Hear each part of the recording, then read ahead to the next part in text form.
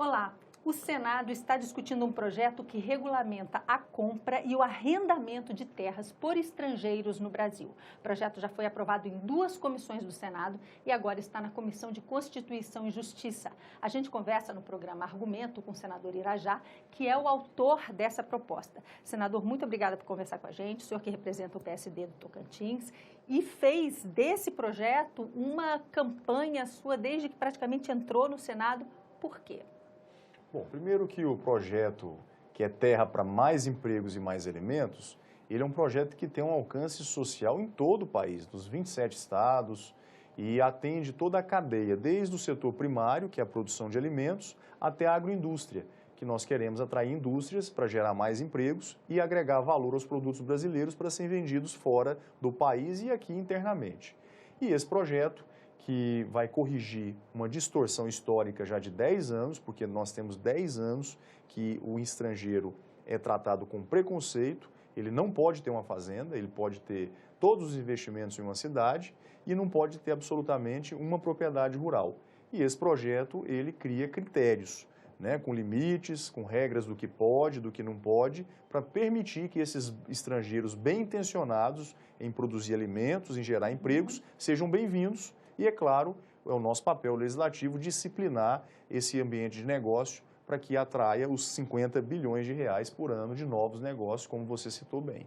Então, eu vou começar pela pergunta mais básica. O projeto, o senhor disse, tem o apelido, né, o nome chamativo de Mais Empregos, Mais Alimentos. Quantos mais empregos dá para estimar e barateia esses alimentos? Olha, nós vivemos numa lei de mercado, né? A lei da oferta e também da procura. Na medida em que haverão novos produtores plantando soja, plantando milho, plantando arroz, plantando algodão, entre outras commodities, é claro que a tendência desses preços é ficarem mais atrativos, ou seja, mais baratos. Essa é uma lógica de mercado.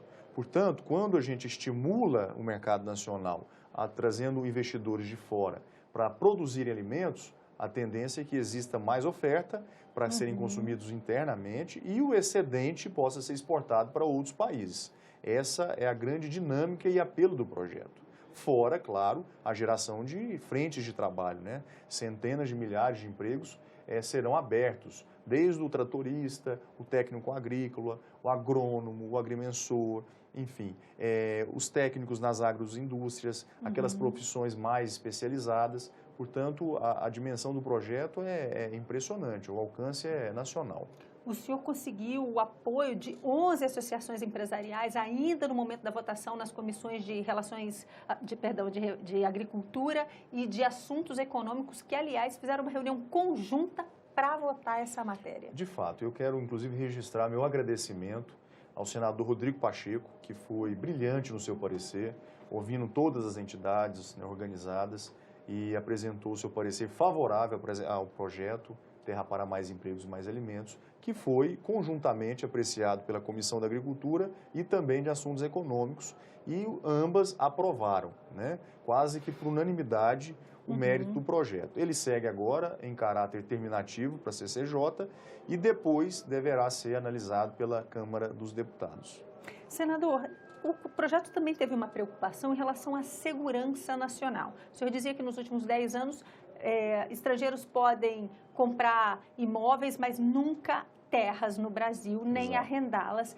E tem sempre essa preocupação com a segurança nacional. E o senhor teve conversas com vários ministérios, inclusive com a turma da Defesa Nacional no Brasil, para tratar dessa proteção. Como é que ficou esse O projeto, ele foi, na verdade, uma grande construção feita com o Ministério da Agricultura. A nossa Tereza Cristina, ministra, foi determinante na produção do projeto.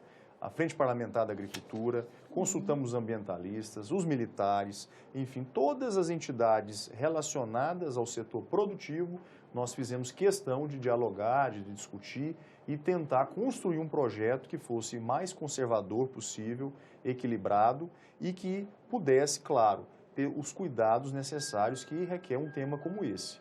Por exemplo, as faixas de fronteira, que sempre foi uma preocupação dos militares, que isso poderia atingir e prejudicar a nossa soberania. Por exemplo, E um aí, estrangeiro vizinho sair comprando terras na nossa na fronteira divisa do Brasil com os outros aumentar países. Então, o projeto já restringe a compra e o arrendamento de terras nessa faixa de 150 quilômetros do Brasil com os outros países vizinhos. Foi um cuidado e um atendimento, inclusive, à sugestão dos militares. Um outro cuidado também, uma outra preocupação foi em relação à proteção do meio ambiente. Muitos temiam que o projeto pudesse incentivar o desmatamento da Amazônia, que a nossa Amazônia pudesse estar sendo vendida para outros países. E por essa razão a gente também criou uma restrição à compra e o arrendamento de terras no bioma amazônico, que são 6 estados do país, 100%, né, integrais, e 2 estados parcialmente. Nesses lugares não pode ou reduzir o percentual de possibilidade Fica restritos deles? A compra e o arrendamento de terras para estrangeiros. Ou seja, lá não se pode comprar nem arrendar? Não, espontaneamente não. Existe algum limite para o resto do Brasil, para a quantidade do que eles poderiam fazer de participação? Exatamente.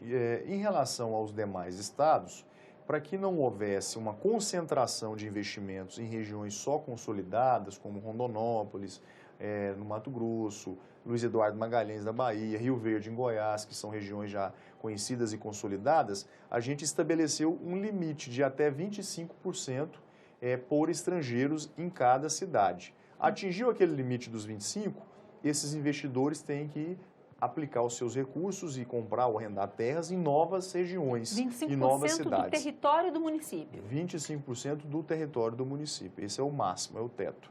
E dentro desse 25%, poderia ser tudo para o mesmo país? Não tem importância? Não.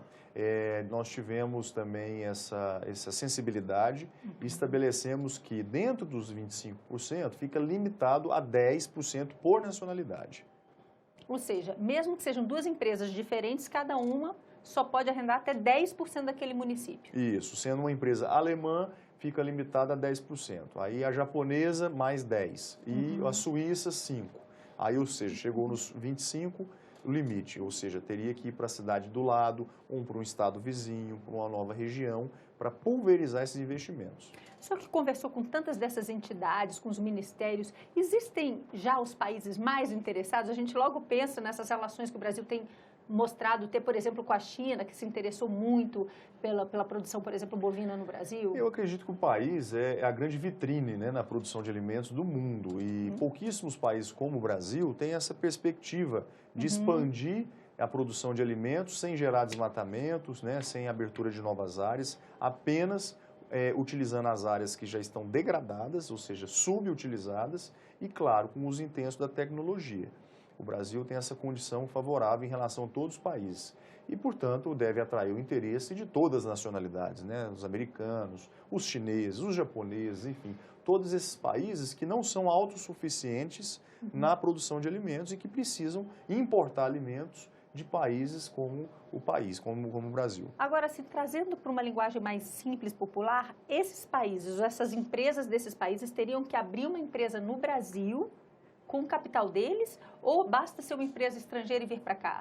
Na verdade, ele tem as duas opções. Ele pode vir como uma empresa estrangeira e aí ele incorre nesses limites que nós mencionamos, dos 25% para empresas estrangeiras, tanto pessoa física como jurídica, ou ele teria a opção de abrir uma empresa nacional, né? E, claro, abrindo a empresa nacional, ele fica submetido às leis brasileiras, à lei ambiental, à lei trabalhista, né, ao Estatuto da Terra, que exige o cumprimento da função social, que a terra tem que ser produtiva, não é para especulação, e, portanto, ele responde pelas leis brasileiras. É claro que a procura e o interesse maior é em abrir a empresa nacional, porque aí ele tem mais perspectivas de investimentos. Se ele trouxer uma empresa estrangeira, ele fica limitado aos limites que nós mencionamos. Senador, é só para empresa ou para pessoa física estrangeira também? Pessoa física também. E, de alguma forma, isso também beneficia o pequeno agricultor? Porque o senhor falou de grandes negócios e a gente imediatamente imagina os grandes investimentos no campo, já que o Brasil é um grande produtor agrícola ou agropecuário. Dá para pensar que o pequeno agricultor também pode ser beneficiado?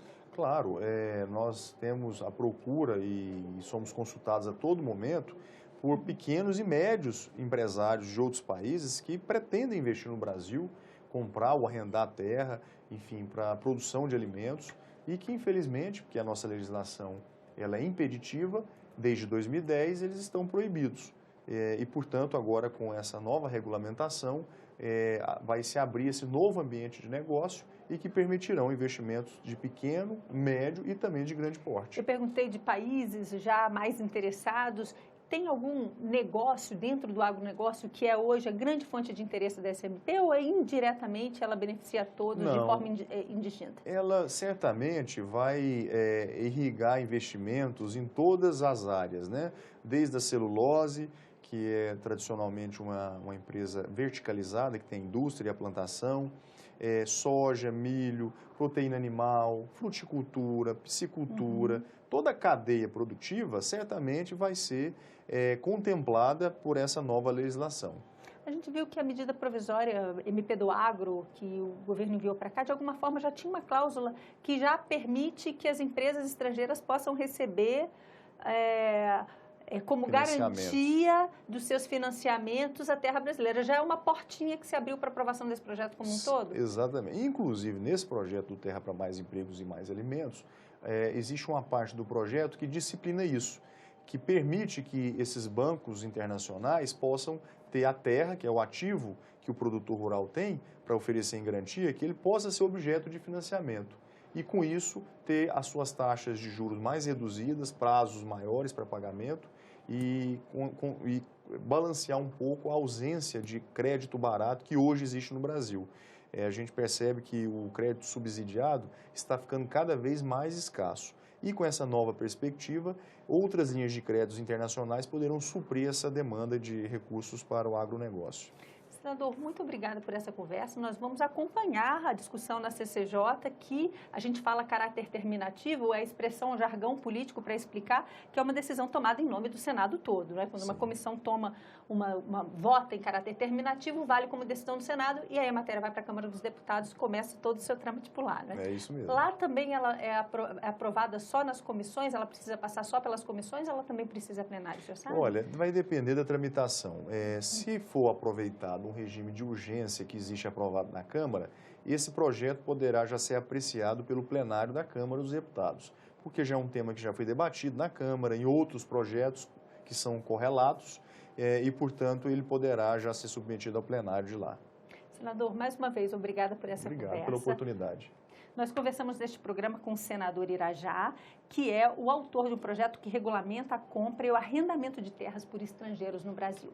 A você que nos acompanha, mais uma vez, muito obrigada pela sua atenção. Se quiser rever este programa ou assistir qualquer outro programa da TV Senado, já sabe, pode ir na nossa página na internet, senado.leg.br/TV ou na nossa página no YouTube, o endereço aparece aí na sua tela. Se você quiser falar com a gente, pode também usar o telefone 0800 61 2211, ligação gratuita. A você que nos acompanhou ao vivo pelo Facebook, mais uma vez, muito obrigada por estar com a gente. A você que nos está vendo pela TV Senado, passa a curtir nossa página lá no Facebook e você também vai ter a chance de acompanhar a gente ao vivo enquanto a gente grava e até mandar seus comentários e perguntas para cá. Mais uma vez, obrigada pela atenção e até a próxima.